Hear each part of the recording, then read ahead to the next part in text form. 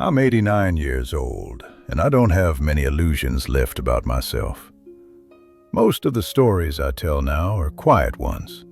This is one of them. It's about how I spent nearly 70 years avoiding conflict, and how that decision slowly emptied my life of close relationships. I'm not telling this because I want forgiveness. Most of the people I would need forgiveness from are already gone, or too distant to hear me.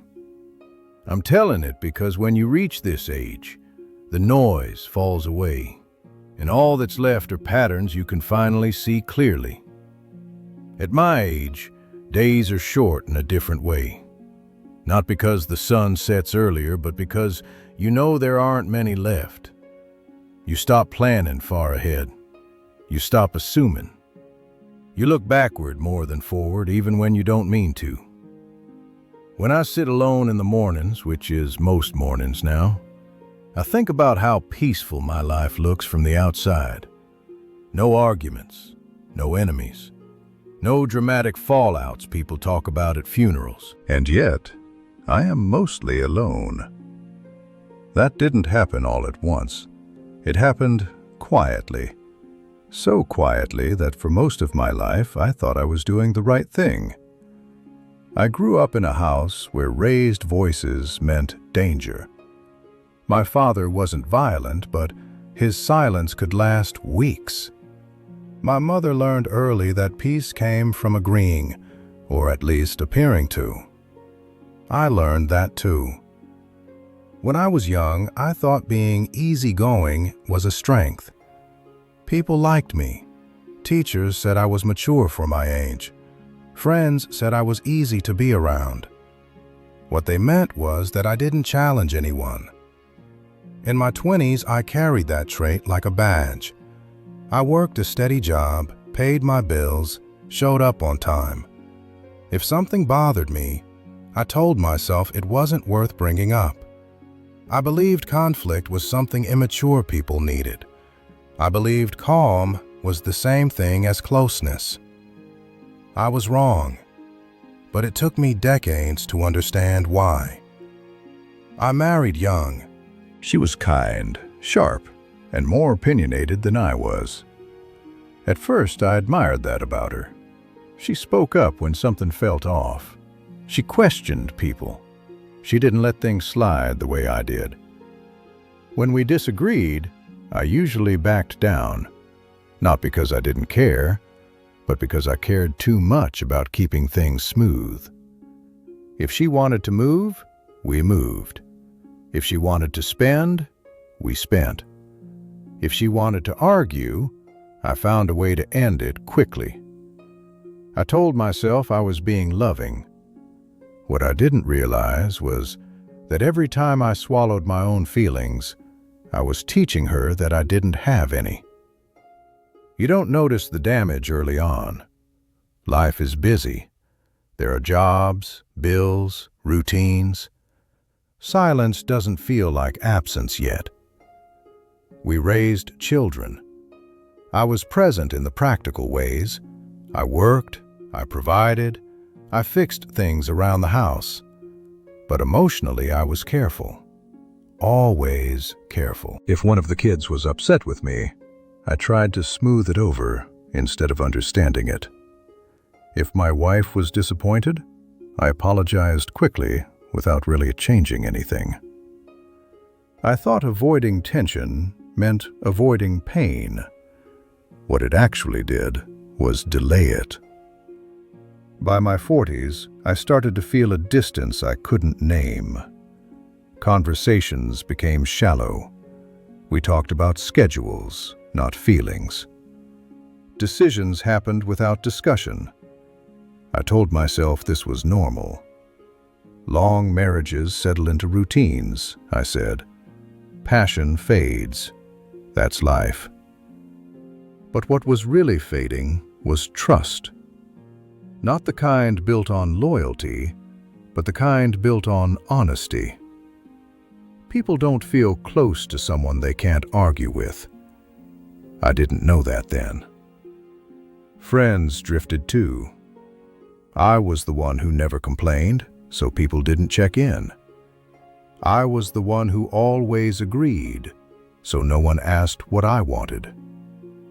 When friendships ended, there was no blow-up, just fewer calls, longer gaps, eventually nothing.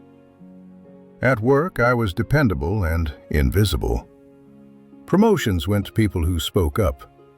I told myself I didn't care, but I did.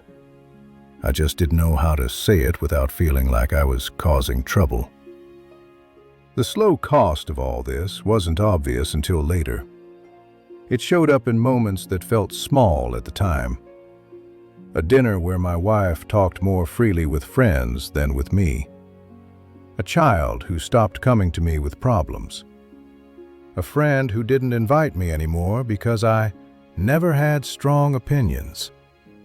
I laughed that last one off when I heard it, but it stayed with me. In my 50s, my wife and I started living side by side instead of together.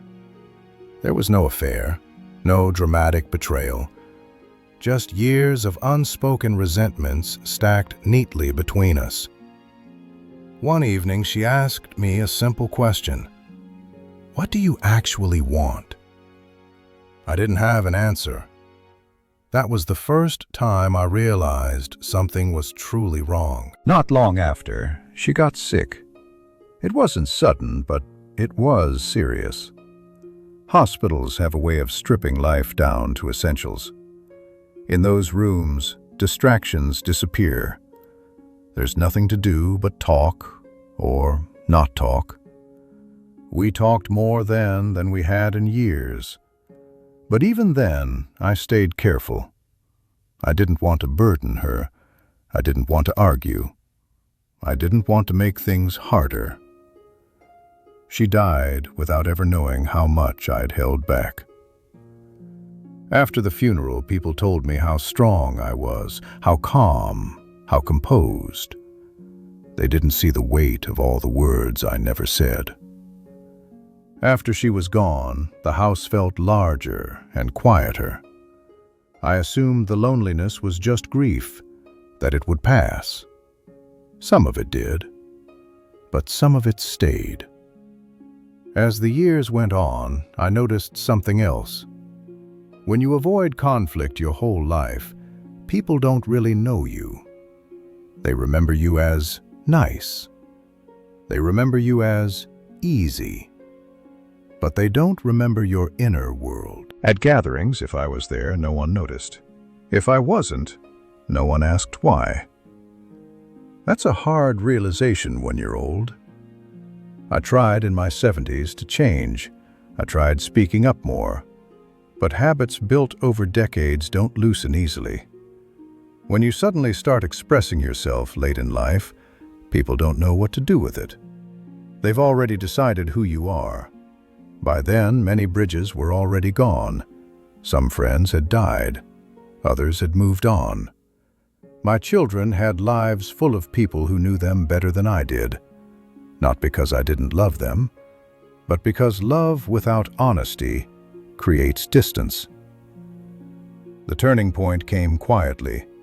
No dramatic scene, just a moment of clarity I couldn't ignore. I was sitting alone one evening thinking about who would notice if I were gone. Not in a dramatic way, just practically. The list was shorter than I expected. That's when I understood the full cost of avoiding conflict. I hadn't protected relationships. I had starved them. Closeness requires friction. Not cruelty, not chaos, but truth. And truth sometimes makes people uncomfortable. What can't be fixed now is the past. I can't go back and speak up at the moments that mattered. I can't reopen conversations that ended silently years ago. I can't let my wife hear the things I should have said when we still had time. Time is not something you negotiate with at my age. It doesn't compromise. So I sit with what's left. Memories, regrets, gratitude mixed with sorrow. If I speak to you now, it's not to warn you or instruct you. It's just to tell you what I wish I had understood earlier. Avoiding conflict feels safe in the moment. It feels kind. It feels mature. But over time, it teaches people that you are not fully there. If this meant something to you, sit with it. You don't have to agree with me. Just notice where you stay silent. I don't have much time left. I know that. I've made peace with many things. But if I could trade all my calm years for a few honest arguments, I would. Not to win, just to be known. That's all I wanted in the end.